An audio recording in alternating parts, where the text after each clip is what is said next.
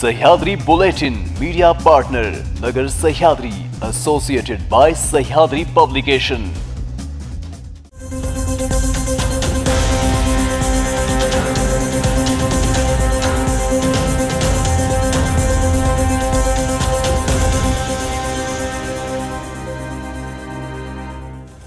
नमस्कार, मी अबोली न्यूज 24 सह्याद्री मध्ये तुमचं स्वागत। पाहूया राज्यातील महत्त्वपूर्ण बातम्यांचा आढावा सह्याद्री बुलेटिन मध्ये।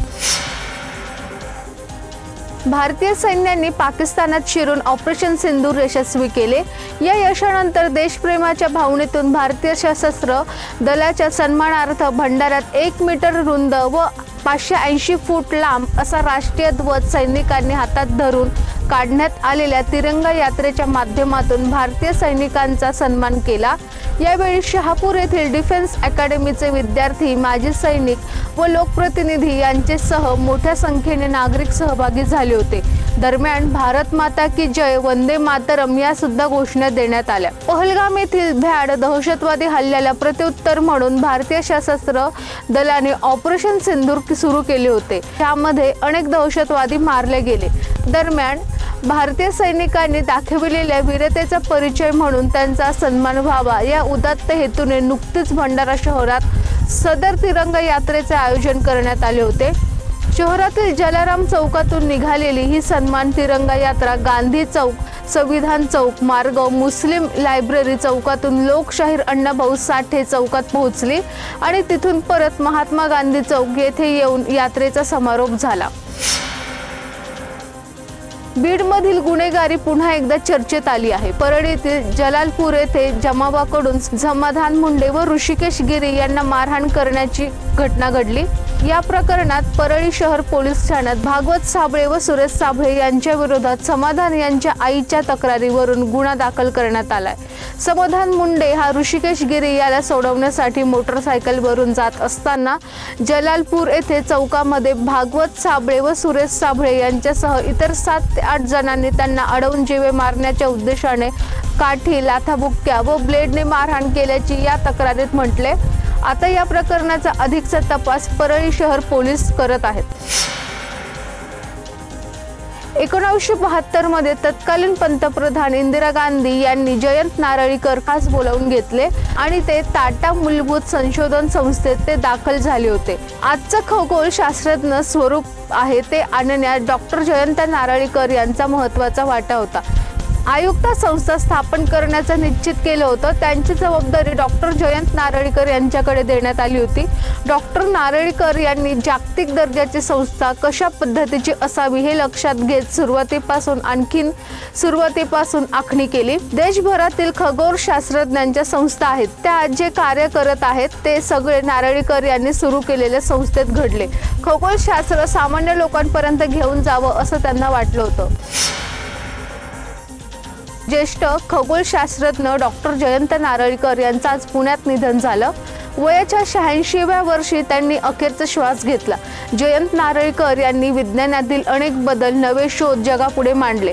मुलांमध्ये विज्ञान रुजावे, त्यांची विज्ञानाची कक्षा रुंदावी यासाठी त्यांची खास तळमळ होती।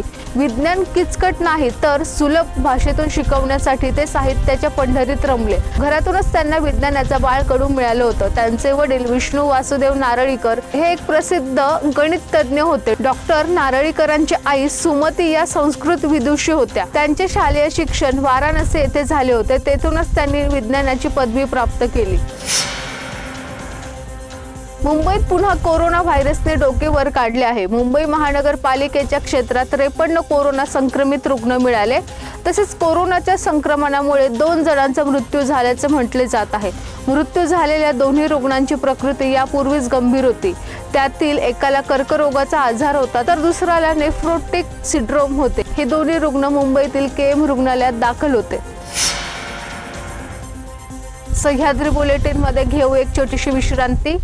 रोखोक पत्रकारिता, निर्भीड बाणा आणि कणखर भूमिका, महाराष्ट्राचा सखा, सत्याचा पाठीराखा, शब्दांचं सामर्थ्य, विश्वसनीयतेची उंची, न्यूज 24 सह्याद्री।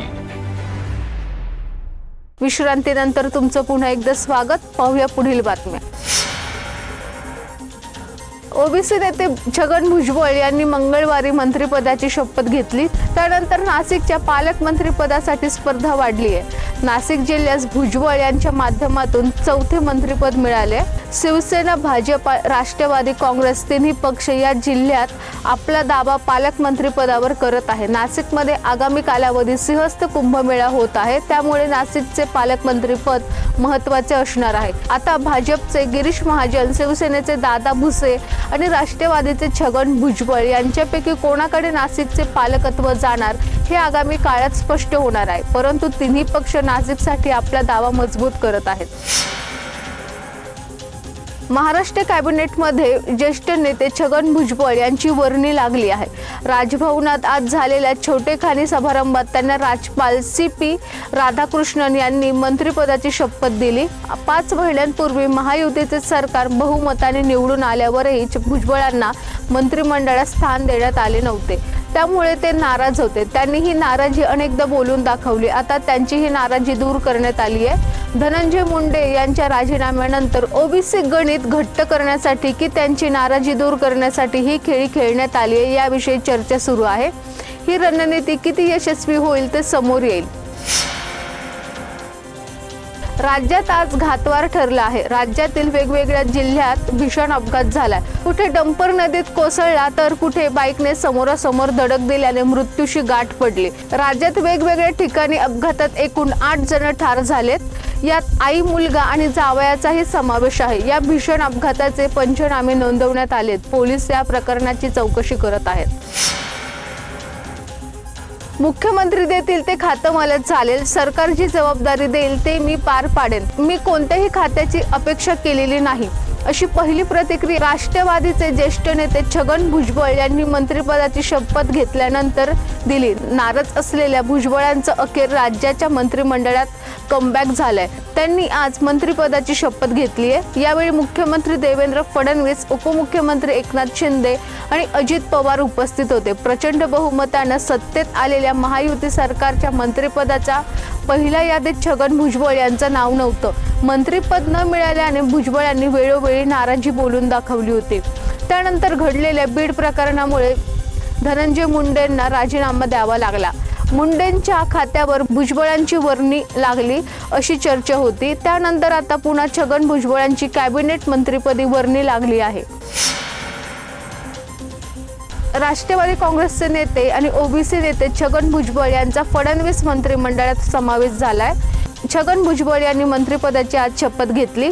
त्यावेळी भुजबळ यांचे कट्टर विरोधक आणि मराठा आरक्षणाचे नेते मनोज जरांगे पाटील यांनी प्रतिक्रिया व्यक्त केली आहे। छगन भुजबळ मंत्री झाले तरी आम्हाला काहीच फरक पडत नाही, परंतु अजित पवार जातीवादी लोकांना पोसायचे काम करत आहेत, असे मनोज जरांगे पाटील यांनी म्हटलंय। सह्याद्री बुलेटिन मध्ये आपण इथेच थांबतोय। तुम्ही पाहत राहा न्यूज 24 सह्याद्री।